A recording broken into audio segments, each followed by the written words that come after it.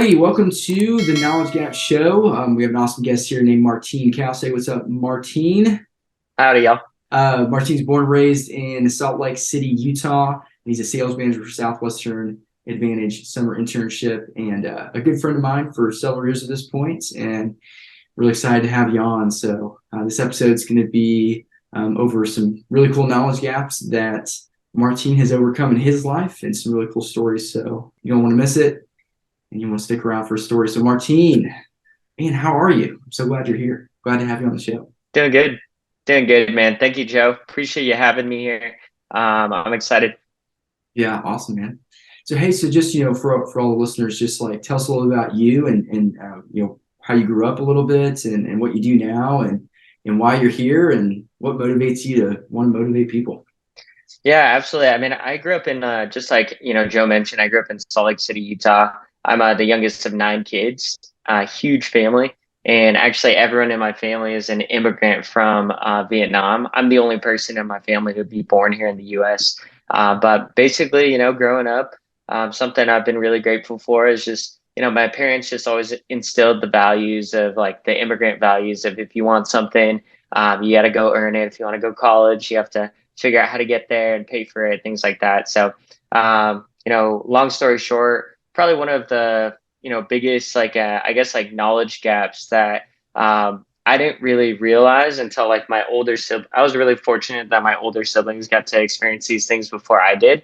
But one of the biggest things I realized is as an immigrant, you actually have a lot of like access, or even as a minority, you have a ton of access to like scholarships that like people that are born here in the U.S. or that aren't like minorities. Don't have access to. So that was something that I noticed with my sisters. They just like applied for as many scholarships as possible.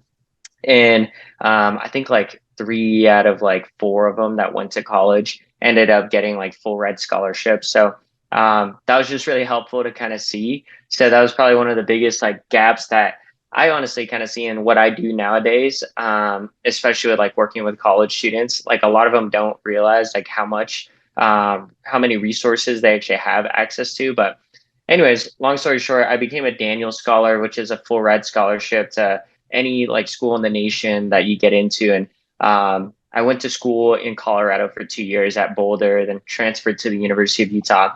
That's when I heard about Southwestern, and I was an intern for them. And I've been with the company for about 7 years. Now I'm a sales manager for the company. And I graduated with 3 degrees in international studies, business, Spanish.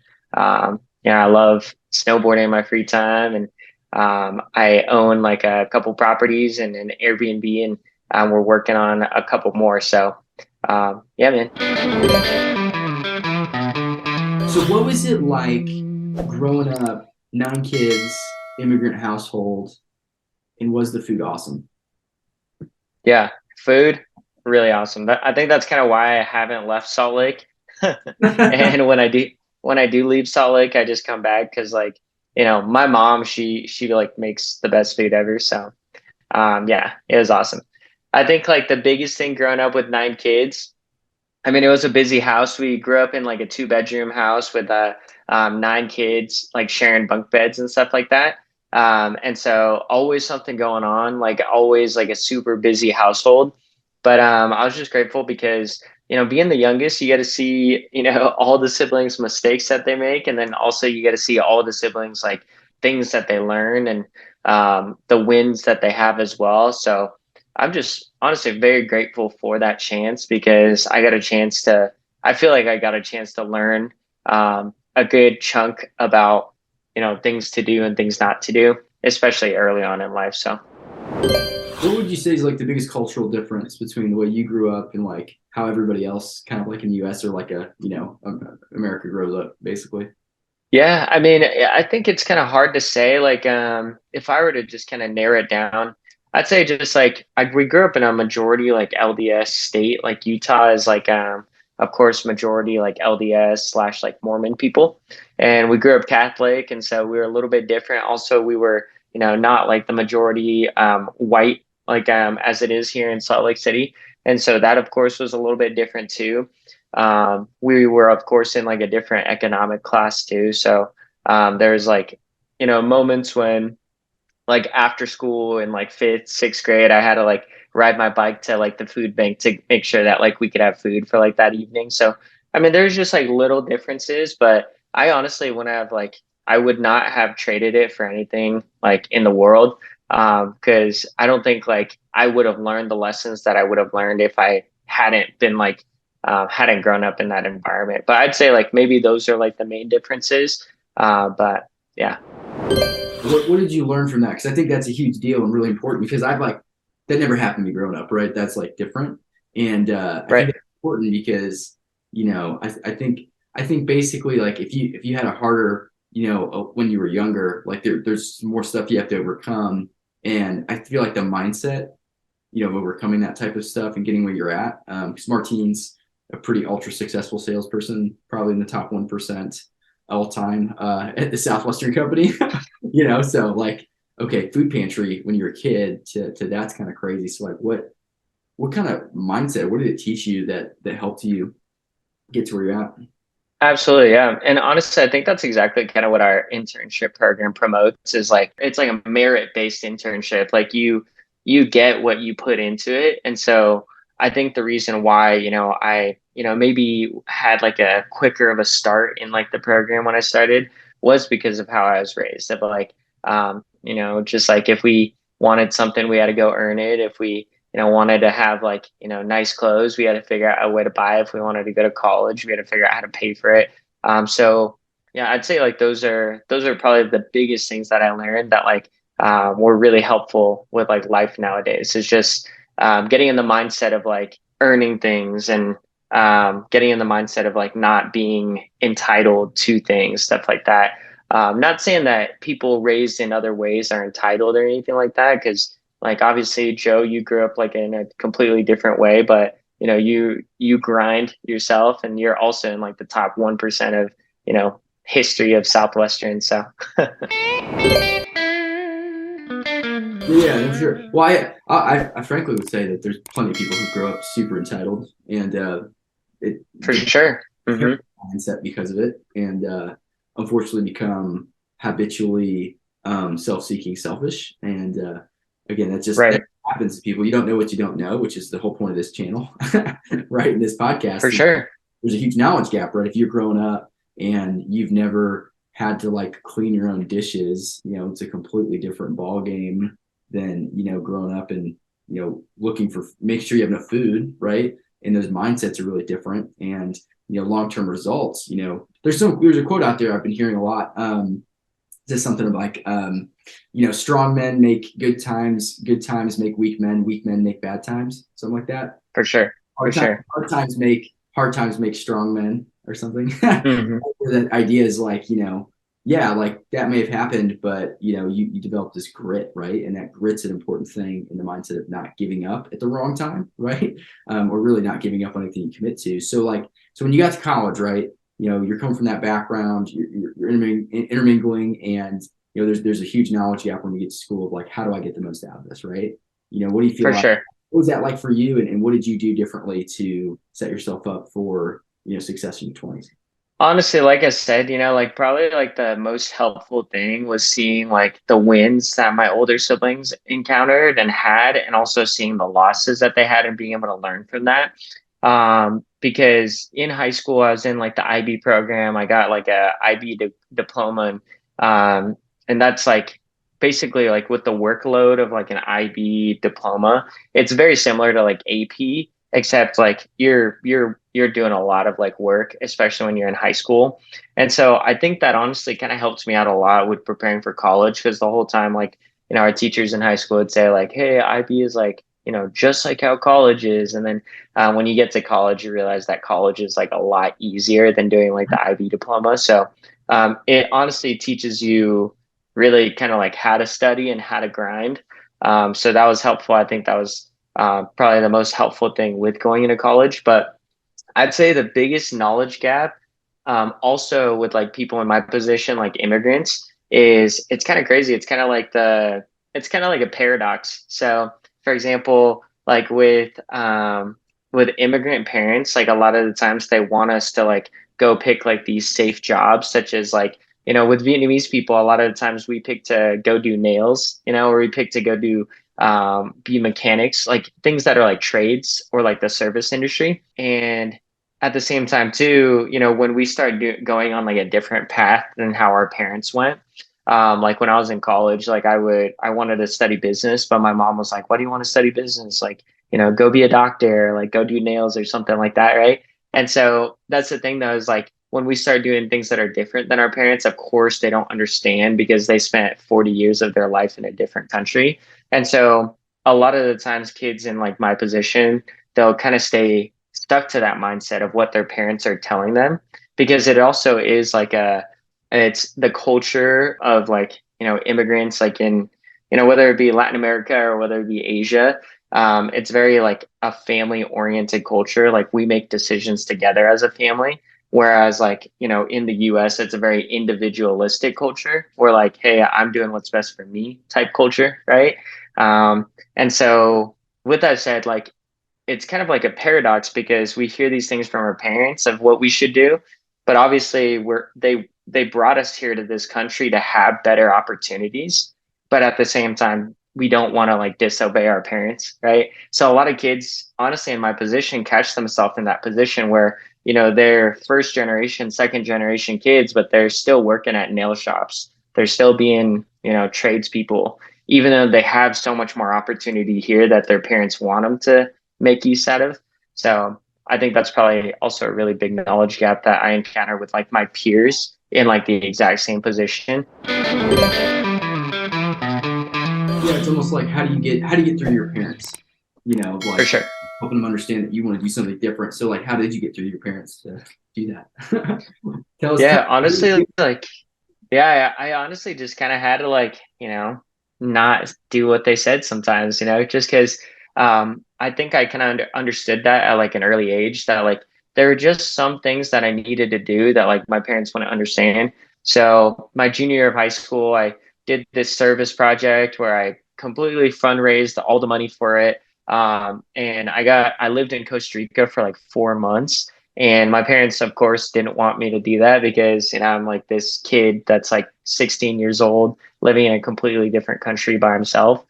But I just did it anyway because I knew it'd be good for my resume. And I also knew that I wanted to like see the world and experience different things. So, I mean, I think it was just like I think it was just also combined with like seeing what my siblings did and also knowing like where I wanted to go one day early at an early age where I just kind of like didn't listen to them sometimes. Yeah.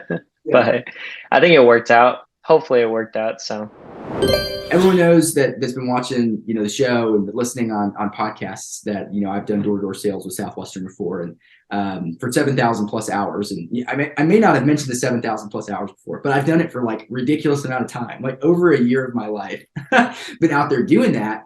And, when I tell people that when I'm meeting new people or talking about consulting or whatever it is, they're always blown away by how crazy it sounds, and I think what people don't understand about something as difficult as this. It's similar to like a marathon or like an ultra marathon. Like the people who do ultra marathons are freaking crazy. They're really crazy, mhm. right? And they're people who they're looking for some sort of outlet. They're super competitive, and the people in that group are just such a tight knit group of people, and they're just on a different level. And that's what like Southwestern's a lot like, right? There's just everyone who does is just looking for something different. They're looking for a different caliber of people to spend time with, and that's what's so interesting. So like, tell us your story of like how you decided to go do this crazy thing and what you learned, from it and how it changed your life, because that's the kind of internship that it is and the kind of internship that some people are looking for, but not everybody, like tell us a little bit about your story with that. Yeah, honestly, it's kind of funny how Southwestern like fell into my lap. Like I think like probably one of the biggest realizations I had while I was in college was my first like couple years in school. Like sure, I had the scholarship. I had a really good job like being like a program manager at a nonprofit organization, but that's the thing is I just realized that a lot of my shortcomings like from me getting to where I want to go was just like my personal decisions in terms of like how I carried myself in my personal life, drinking too much or, substances, whatever it might be. And that honestly kind of snowballed, and it led to like this like really life-changing moment my junior year, when I was at a Halloween party with a couple of my friends, and I had a couple of like one too many like to drink, and I actually ended up getting arrested for public intoxication. And I think it was like the moment when I was like waiting like in the jail cell, and my buddy was gonna come pick me up to like bail me out. That was when I realized that I needed to like find new friends, and I needed to like find something that would help me become a better person, right? So when I heard about Southwestern, it just kind of made sense. I heard about it by going to a career fair. I met like these really sharp like people, and I was like, man, like however these guys are carrying themselves, like their communication skills, all that stuff, like I want to find out how these guys like became this way. So I went to the info session, and as soon as I heard challenge, outside your comfort zone, travel, the ability to like earn what you put into it, it just made sense for me. So for me, Southwestern was kind of like a 3 month break from all my personal vices back home, but also it was a chance for me to just kind of fully dive in and kind of reinvent myself as a person. It was like probably one of the hardest things I could have done with my life up to that point, especially like my first summer, because you're like 5,000 miles away from home, and doing something you've never done before, with people that you might have just met maybe like a month, 2 months ago. And sure, you got like a certain amount of training, but still like, you can't really train someone for the unknown and something they've never really expected before. So it was definitely a kick in the butt, but I honestly feel like Southwestern saved my life in that instance, especially at that point that I was at in my life. How did it save your life? Um, I mean, I think it was just kind of obvious, like the path that I was kind of going down, like the friends that I was around, all of my buddies were, I moved back from, Colorado to Utah. And the first people I decided to live with were friends that I had in high school. And a lot of these friends were, either selling drugs or doing drugs. And so first was just like my friend group, the people that I was in my immediate surroundings with. I would just find myself in situations that were very counterproductive to like the mission that I was on and the man that I wanted to become. I would go to school being like the president of like my, business club. But then after I'd be like the guy that was like going to all these parties, and, not like my professional life and my personal life didn't really align. And I think that's all kind of where it starts, is with your friends, right? So after like that first summer with Southwestern, I try to reach out to those guys just to, of course, like introduce them to my experience and show them kind of what I learned. But I never really was able to get in contact with them. But honestly, I feel like that, probably was for the better. Yeah, what's funny? After my first summer, I kind of had a similar experience too. And I think this is a really important truth then that probably a lot of people run into when they're in school and they're kind of figuring themselves out in their 20s is the quality of people that you spend your time with.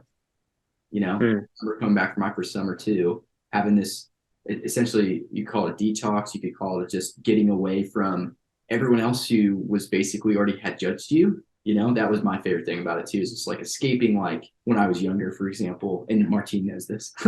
I just used to come off as a person who people would use the word cocky, arrogance, they would intense, and it was just so nice to get away from that and have people that just see the good things of you, and I think that's what a For Southwest sure. always did. Like my guy, who recruited me was just always, he always saw me for who I could become. And I think it's an important mindset to adapt as early as you can, because I don't think people realize the small judgments of how it puts people in boxes, and how empowering it can be when you tell someone, I see you for who you can become and the potential that you have. Because I was the same thing, man. I remember literally in college, I was living with these 4 or 5 guys from freshman year, right? As is a sophomore year. And this is after my first summer, so 19 years old. And they had a friend who moved in, not on the lease. We had some extra room, right? I think two of the guys were selling drugs out of the basement. I kid you not, like just probably similar to your situation, right? And they didn't tell anybody until like we're 6 months into this like lease, and then we're like noticing these random people show up at the house, You know what weird? Just coming in and then coming I'm out. Like, just going in there and locking the door, and his room always smelling a little yeah. weird. And it was weird too because one of those guys that would start continually coming over, he essentially started squatting in the free room that we had. He didn't pay rent, he didn't sign the lease, and he was just living there. And nobody asked me, no one talked about it, and I asked someone one time about like, why is this guy living here? And they were just like, oh, he's a friend, like he's not in college, not going to school, he doesn't have a job. And he's like, and the guy was like this all the time. He's like, yeah, man, what? He's like on something, I don't know if it's He was like tweaking. He was tweaking pretty hard. And dude, crazy because I remember being with these people. I had one good friend there that would go to the gym with me at 6 a.m. every single day, and he ended up moving back to Maryland. And he owns some businesses now. He does pretty well. I don't know what happened to everybody else at this point, but so I had one good friend and like four really bad ones, and it sent me down a really poor path of spending time just wasting it, partying, all that kind of stuff. But I remember, coming down one time to this guy who was squatting in our apartment, and I come in and he's literally painted the entire wall. He's painted the entire thing. Isn't that crazy? He's got these crazy. Oh my gosh. And he definitely did it while he was on something because they were just bizarre, really good at actually artwork, like technically, but like weird. Yeah. Red and yellows and blacks and like you could not have been sober while painting that. Just acted like nothing was wrong. I remember blowing up in front of everyone of just being like, this guy's gotta leave. This is nonsense. And it was such a bad group of friends at the time. Again, I'm not judging them as people. Everybody, I feel like we all go through, some hard times in our life. And it's like, yeah, they're not for sure people, but at that time they were definitely a terrible influence on me. And they were definitely in a bad place, which I think happens to a lot of college students. They don't realize it, they don't accept it, And if you think college and the amount of drinking that is done, it's everyone would think you have a problem if you're like in the real world, if you live like you didn't. For sure. And I remember blowing up, and then we ended up kicking them out, and then they had the nerve to say, hey, you know what, I'm not painting it, you need to paint over his stuff. And it was my job, because I was the responsible one, I guess, to paint. And I remember going in there and painting or like helping or doing something, and somehow some paint fell over and got on this carpet, and then they were all trying to like make me pay for it. It was crazy, man. Find good friends as soon as you possibly can. Yeah. Be extremely objective about who you spend your time with, and actually ask yourself if it's adding value to you or not. Because if they're not, you need to get out of there as fast as you can. But yeah, I went through the same freaking thing. It's crazy, man. But Southwestern helped me realize that. 100%. Because you're 100%. surrounded with such high quality people who are just like going like this. And when you take the 3-month sabbatical from your normal crappy habits, you're like, whoa, I could live at a higher level. And I think that's the value of doing that program. Absolutely.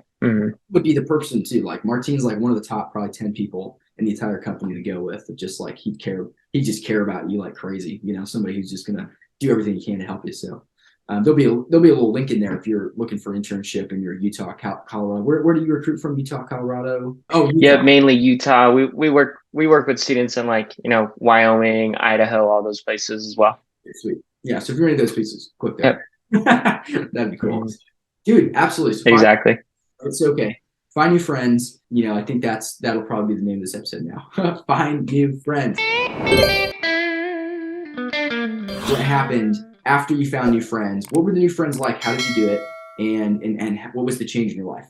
Yeah, honestly, like the transition from that like old friend group to like my new friends with Southwestern was it honestly was pretty drastic. Like I really just had no contact with my old friends at all. And I don't think I've talked to them at all since then. I've tried reaching out a couple times, but I think like the older I realize, like the more I realize that it probably is for the better. So just through Southwestern, through my experience, like through, going to all these like business conferences, like all over like the nation, like places like Jacksonville, places like Colorado, places like Nashville and stuff like that. You just constantly are surrounded by really high caliber people from all over the world that do this program.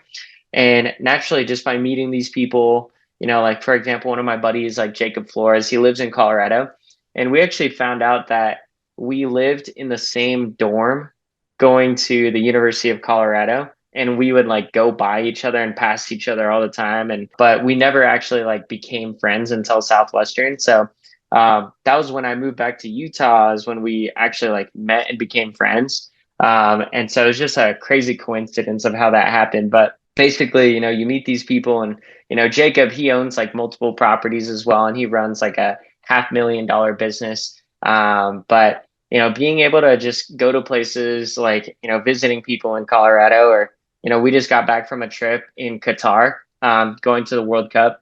And it was like me and a couple of like my buddies in Southwestern, including Jacob.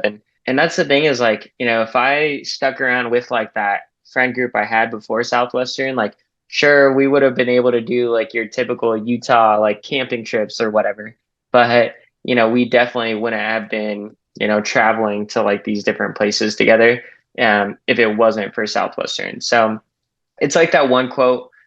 He says that you're the average of the 5 people you spend the most time with, but also your income is going to be the average of like the 5 people you hang out with in 5 years. It makes sense to like hang out with people that are A, doing a lot better than you, but also B, people that, can hold you accountable, and they're holding themselves accountable. So naturally, it just makes you want to keep holding yourself accountable too. So I think that's kind of what that transition looked like. And yeah, I guess if it wasn't for Southwestern, then I don't think I would be able to have that in my life. Or if I did, it probably would have taken a lot longer to find that.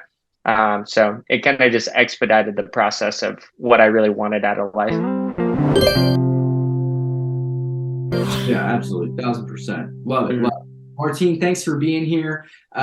You're awesome. And, that Southwestern, that's an amazing internship, and the compensation, if you're willing to go out there and actually get it all, you'll make plenty of money and do pretty well, especially compared to the average college intern.